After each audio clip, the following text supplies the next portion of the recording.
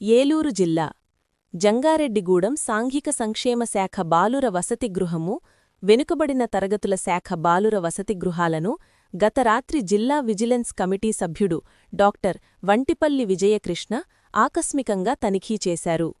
SC బాలుర వసతి గృహంలో సిబ్బంది విద్యార్థుల పూర్తి వివరాలు ఇవ్వలేకపోవడంపై ఆయన అసహనం వ్యక్తం చేశారు.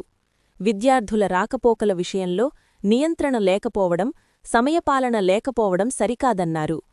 వసతి గృహంలో ఎంతమంది విద్యార్థులున్నది సిబ్బంది ఎప్పటికప్పుడు తెలుసుకోవాలని, వారి కదలికలను తెలియజేస్తూ ఒక రిజిస్టర్ ఏర్పాటు చెయ్యాలని సిబ్బందికి సూచించారు.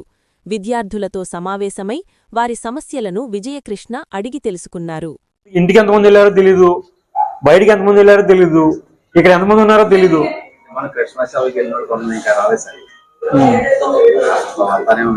మరి నేను రాగానే 110 మంది చేస్తున్నా 60 మంది చేస్తున్నా చెప్తున్నారు. మరి ఏరండి లేరుగా, మీరు పొద్దున్న అటెండెన్స్ 51 అంటున్నారు కదా.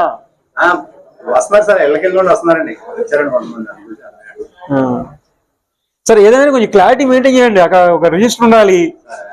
ఇప్పుడు వార్డెన్ గారు లేకపోతే మరి ఇక్కడ కనీసం ఇన్వర్డ్ అవుట్ వర్డ్ రిజిస్టర్ అన్న ఒకటి ఉండాలి కదండి. అది పిల్లలు ఎంతమంది ఉన్నారు మాకు అటెండెన్స్ ఎట్లా తెలుస్తుంది?